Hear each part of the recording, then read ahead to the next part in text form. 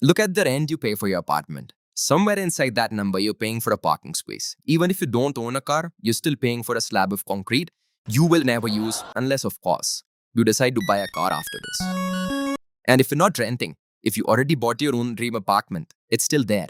You just paid it all at once without carefully looking at the fine print of your apartment sale contract. No way. But who decided that?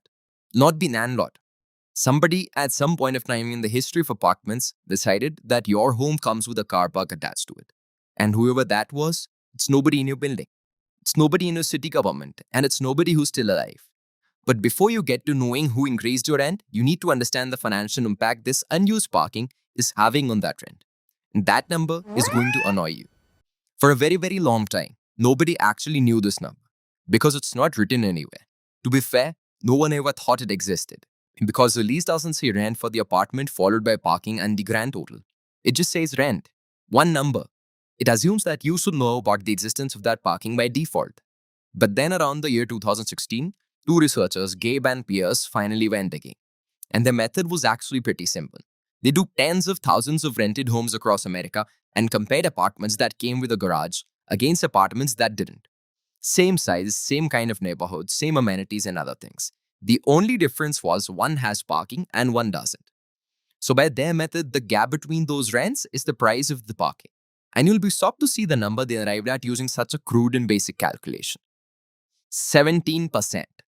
Yes, on an average, 17% of the rent went towards parking. So if you're paying $2,000 a month, roughly $340 goes towards this concrete slab probably tucked in the basement of a building, dedicated for your car to be parked. And all things considered, for a person renting an apartment in America, this parking costs around $1,700 per year on average. And okay, if you've got a car, fine, you're using the thing. But what if you don't own a car? Do you get discount coupons totaling that rent for using public transport? Of course not. So next, they check the renters who don't have a car at all. They walk, they take the bus, they cycle. No car, no parking, no charge, right? But if you don't have a car, you're still paying around $600 a year. Now you might ask, why 600 and not the full 1700? Simple. People who don't own cars usually end up in the cheaper apartments due to obvious financial constraints. You will see someone with a penthouse have a luxury car, but someone who lives alone in a studio, probably not. But that space was never rented to you. It came with the building. It was forced onto you. And there's no version of the lease where you can just hand over the parking space back and pay less. 700,000 households in America are doing this right now, paying rent every month towards a parking space built for a car that does not even exist. Well, let's hope this car is sitting in some car shop waiting for you to grab the keys. But till then, that parking you're paying for is not needed. But if it wasn't your landlord's idea, and it wasn't the developers either, then who forced it on you as well as them? Your building has that parking because the law demanded it. Even before the foundation of a building was laid, the city told the builder, you want to build this many apartments? Fine. Then you're also building this many parking spaces. You either build the parking or you don't get permission to build anything at all. This rule that has been hurting your wallet is called parking minimums. And now that you've heard that name, you're going to start noticing it everywhere. That massive car park around the supermarket with just 4 cars parked, the garage in their office that only the top executives use, that's not someone calculating and deciding how much parking people need. That's a minimum. Somebody somewhere wrote a number down, and the whole country had to just match that number. Which brings us to the real question. Who wrote that number? For that, you have to go back in time. The oldest parking minimum anybody has ever found is from 1923 in Columbus, Ohio. That's the first city we know of that looked at the new apartment building's construction plan and said, you're going to have to include parking with that. 1923. That's way before most people could even afford a car. In fact, most people hadn't even thought they would ever need a car. And once Columbus did it, everyone did it. City after city, same rule. Everyone copied everyone. But here's the part that will bother you the most. In more than 100 years, this number never came down even once. It only went up. You can actually watch it climb inside the same city. In 1954, if you built 100 apartments in Columbus, you needed 100 parking spaces. One per home. Fair enough. By 2022, that exact same building needed 150 spaces. Same number of homes. Where did those extra 50 spaces come from? Similarly, a 2,500 square foot restaurant under the old building code needed 9 parking spaces. But under the new code, 34. That's almost 4 times. The restaurant cannot magically accommodate that many extra guests. It only has so much space. And the strangest part is that nobody ever voted on any of this. There has never been an election fought over parking numbers.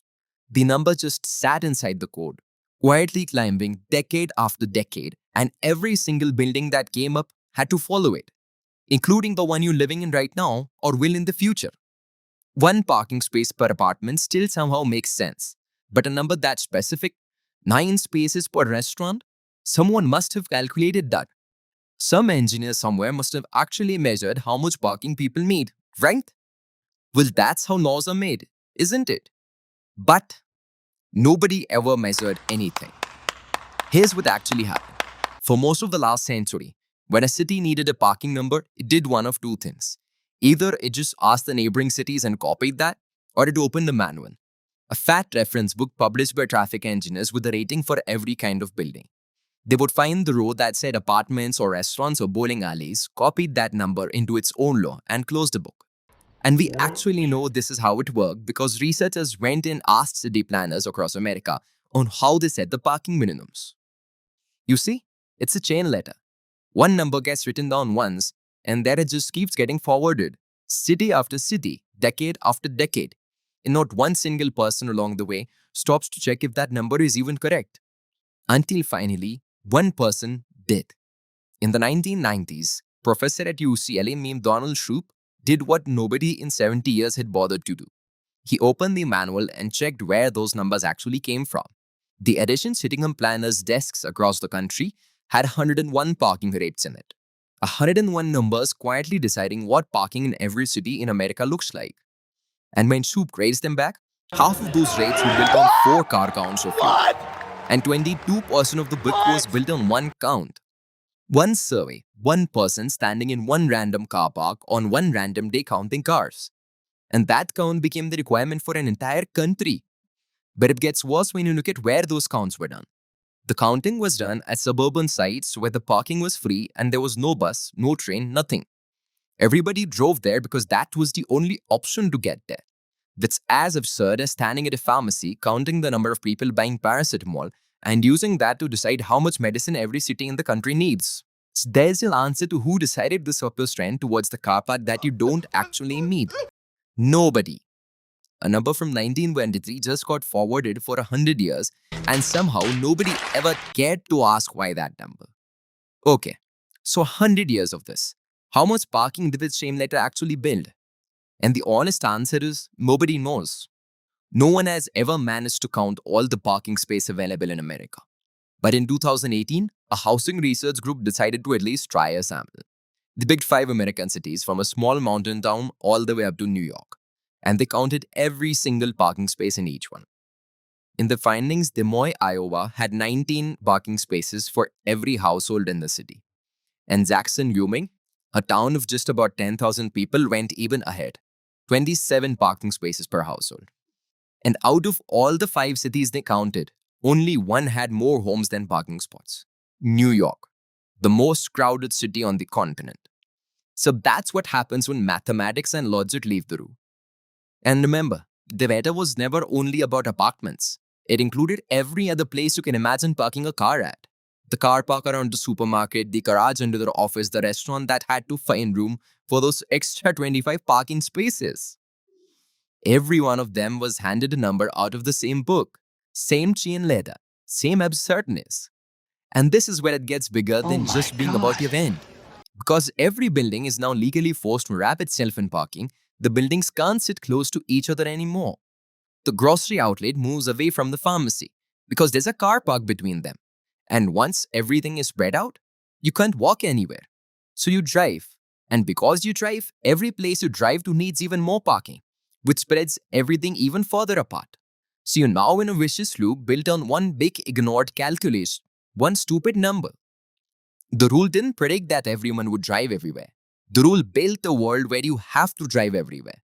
A world where you have no option but to either buy a car or get hit by when trying to walk tiring long distances created due to ignorance. So if you're sitting there thinking, well, I've got a house, I've got my own driveway, none of this touches me. You're absolutely wrong. You paid too, and are still paying. Not through rent, but with time.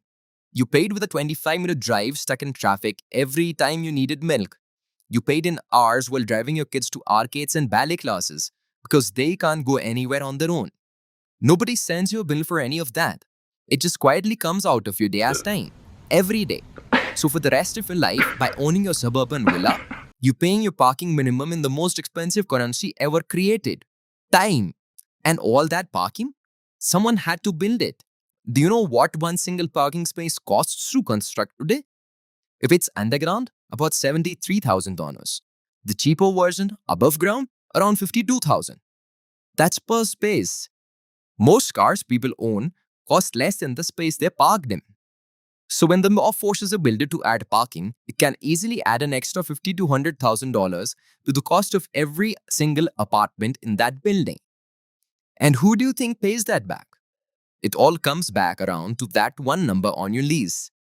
The concrete costs a fortune. The developer is not paying that out of his own pocket. So it gets split across every apartment and slides into rent. Remember that 17% hiding inside your apartment? That's the chain letter, denting your bank account 100 years after somebody first wrote it down. And now, after 100 years of forwarding this letter, guess what they've started doing? They're finally deleting it. Since 2019, more than a dozen American states have passed laws cutting these parking minimums down or scrapping them entirely. City after city looked at the rule, looked at their empty parking garages, and quietly admitted the number was never real. San Francisco, Austin, Minneapolis, Portland, all gone.